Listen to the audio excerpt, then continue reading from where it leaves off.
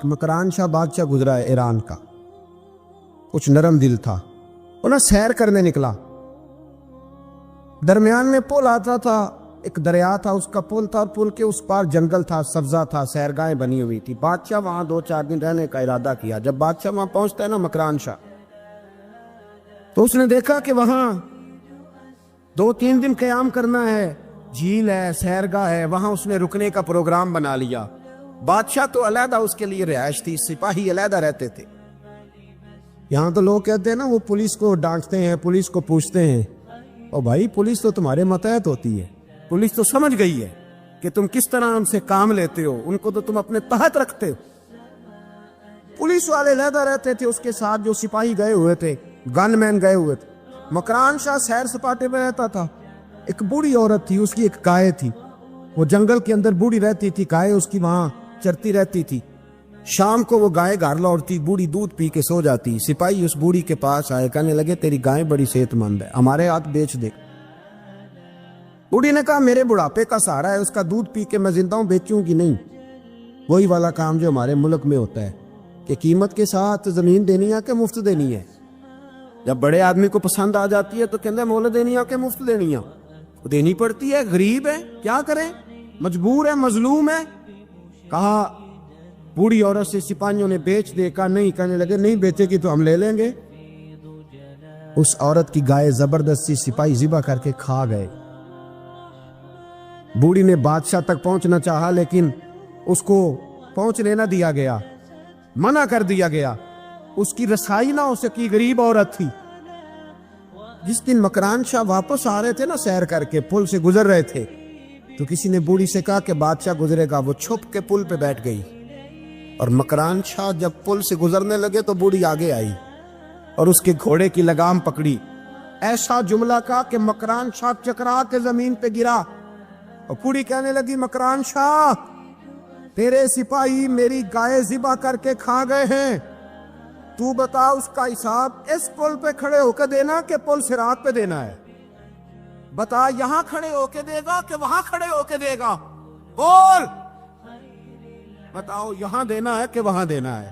دینا تو پڑے گا، یہاں دو گے تو ہو سکتا ہے قیامت میں پچ جاؤ، اور اگر یہاں نہیں دو گے تو وہاں لٹکا دیے جاؤ گے، رسوا کیے جاؤ گے، پوچھا جائے گا۔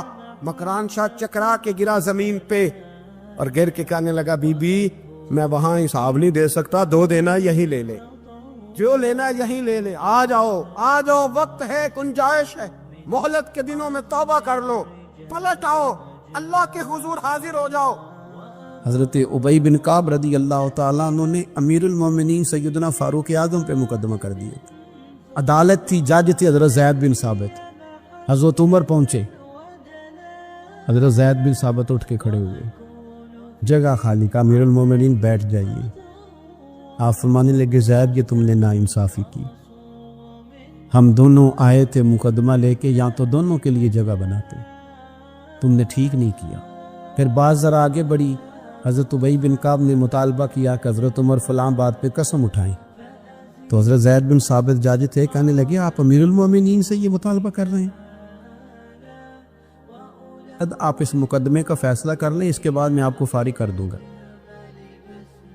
آپ مجھے امیر المومنین کہہ رہے ہیں، اور امیر المومنین کہہ کے آپ یک طرفہ ہو رہے ہیں، اور جو آدمی انصاف لینے آپ کے دروازے پہ آیا ہوا ہے، اس ملک کا مسئلہ کیا ہے؟ اس ملک کا مسئلہ غریبی نہیں، میرے وطن کا مسئلہ یہ ہے کہ امیر غریب کے لیے قانون الگ الگ ہے۔ یہاں 11 سال 12 سال ایک شخص جیل میں رہ کے آتا ہے، لیکن بعد میں پتہ چلتا ہے وہ تو بے گناہ تھا، اس کے 11 سال کون واپس کرے گا؟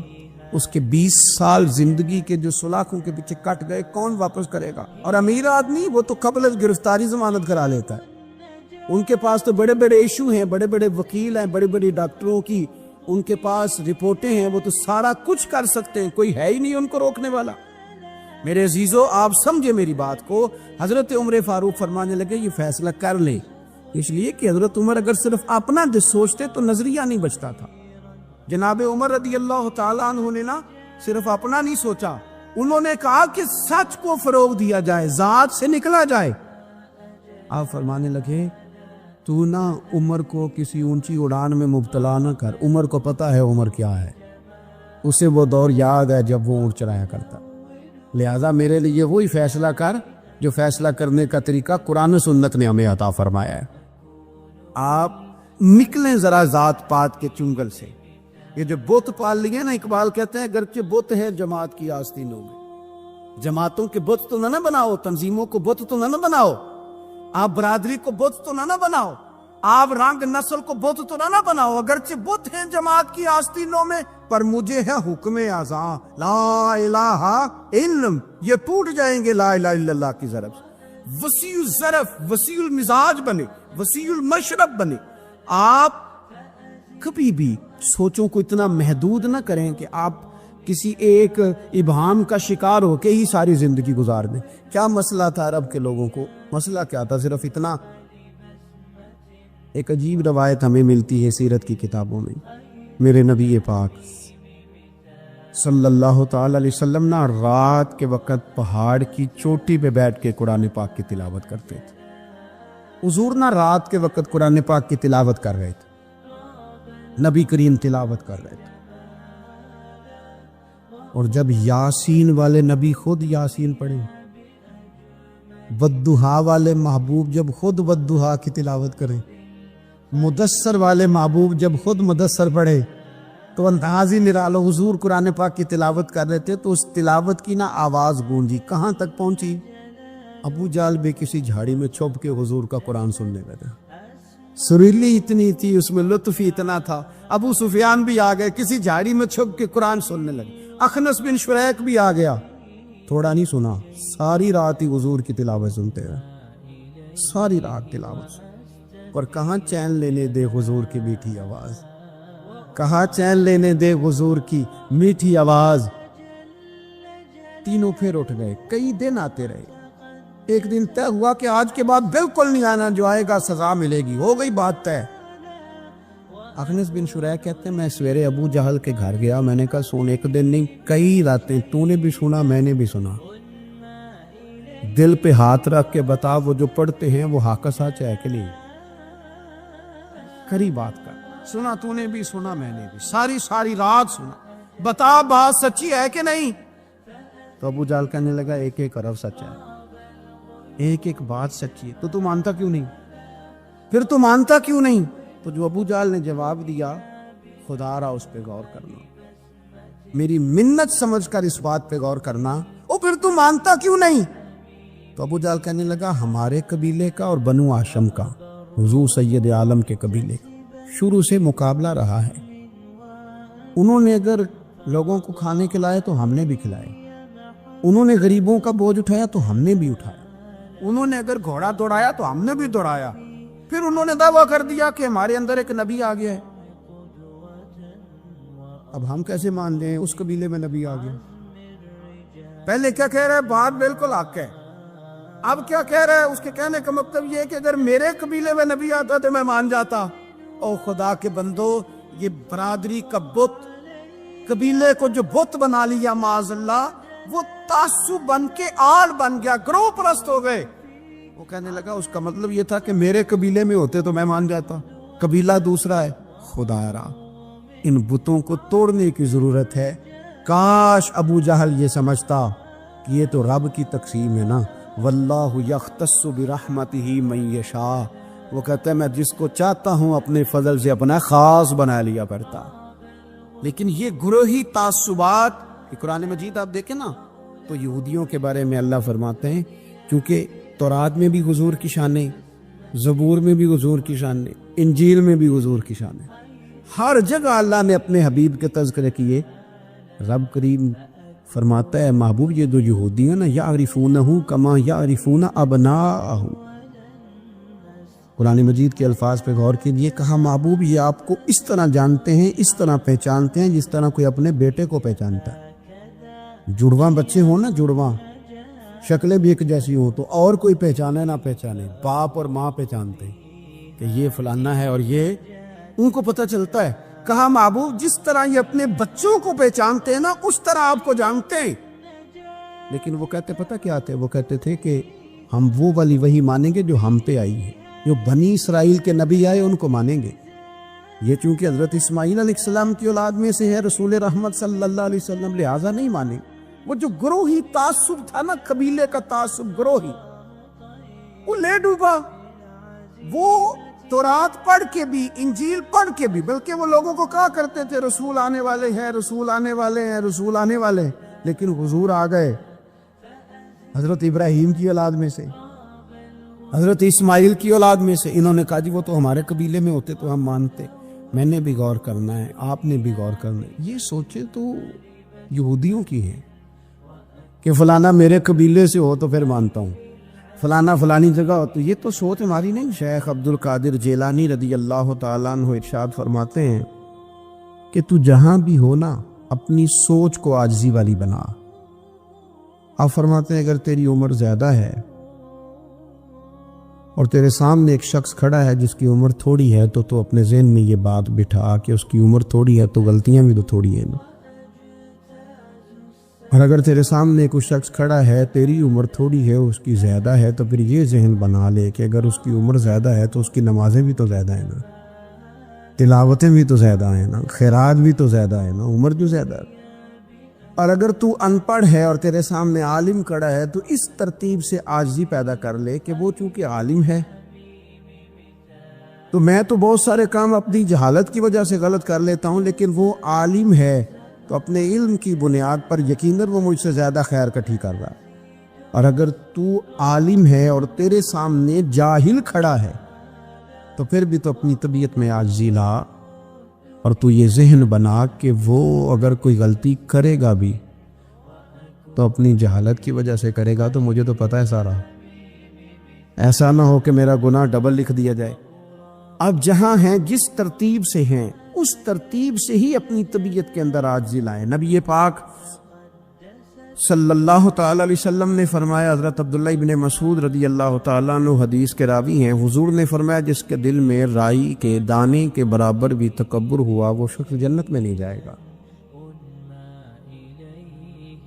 تو عرض کی یا رسول اللہ صلی اللہ علیہ وسلم، ایک آدمی اچھا لباس پہنتا ہے، اچھا بن کے رہنا چاہتا ہے، صاف ستھرا بن کے رہنا چاہتا ہے، کیا یہ بھی تکبر ہے؟ سرکار نے فرمایا نہیں، اللہ تو خوبصورت ہے، خوبصورتی کو تو پسند فرماتا ہے. تو یا رسول اللہ صلی اللہ علیہ وسلم پھر تقسیم کس طرح کریں؟ تکبر کے مفہوم کو کیسے سمجھیں؟ تو دو باتیں نبی پاک علیہ السلام نے ارشاد فرمائی. سارے عنوان کو ان دو باتوں میں سمجھا جا سکتا ہے. محبوب فرمانے لگے تکبر تو یہ ہے کہ بندہ حق قبول نہ کرے اور دوسرے بندوں کو اپنوں سے حقیر سمجھے. اگر تیرا کوئی بھی کمال قبول حق میں رکاوٹ بن گیا تب تو متکبر ہے، اور اگر کسی بھی مقام پر جا کر تو کسی کو حقیر سمجھنے لگ گیا پھر تو متکبر ہے. ورنہ اچھا لباس پہننے سے بندہ متکبر نہیں ہوتا، اچھی گاڑی میں بیٹھنے سے بندہ متکبر نہیں ہوتا، اچھے گھر میں رہنے سے بندہ متکبر. بلکہ حضرت باجید بستامی رحمۃ اللہ علیہ تو یہاں تک فرماتے ہیں کہ میں نے بہت بڑے بڑے مکانوں میں درویش بستے دیکھے اور میں نے بڑے بڑے جبوں کے اندر تکبر کو ملاحظہ کیا، غرور دیکھا میں نے وہاں.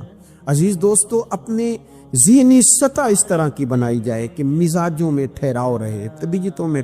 ہمیں نا دو تین چیزیں بڑا پریشان کرتی ہیں. بعض لوگ ایسے ہیں جو کسی بڑی برادری میں جس کو وہ بڑا سمجھتے ہیں، باقی تو اللہ کو پتہ ہے نا بڑا کون ہے. کسی بڑے قبیلے میں جس کو دنیا میں بڑا گردانا جاتا ہے، اس میں اگر وہ پیدا. امام اعظم ابو حنیفہ رحمۃ اللہ علیہ گزر رہے تھے تو بارش ہو گئی تھی اور کوفہ میں کیچڑ تھا، تو آپ نے جو جوتے پہنے ہوئے تھے ان جوتوں سے چلتے ہوئے نا آپ کے پاؤں سے کچھ مٹی اڑی، تو سامنے ایک یہودی تھا. اب اس زمانے میں دیواریں کچی ہوتی تھی، اس کے دیوار پر جا کے وہ مٹی جو تھی وہ لگ گئی. اب امام صاحب بڑے پریشان ہوئے کہ میں نے اس کی دیوار کو آلودہ کر دیا. یہاں تو لوگ اپنی اینٹیں رکھتے رکھتے کئیوں کی دیواریں توڑ ہی دیتے ہیں، اور پھر وہ اس پر ماننے کو بھی تیار نہیں ہوتے، تسلیم کرنے کو بھی تیار نہیں ہوتے. وہ کہتے ہیں پھر کیا ہو گیا، اب ہمارا یہاں گھر ہے تو ہم نے ٹرالی منگوانی نہیں تھی، ہمارا حق بنتا تھا.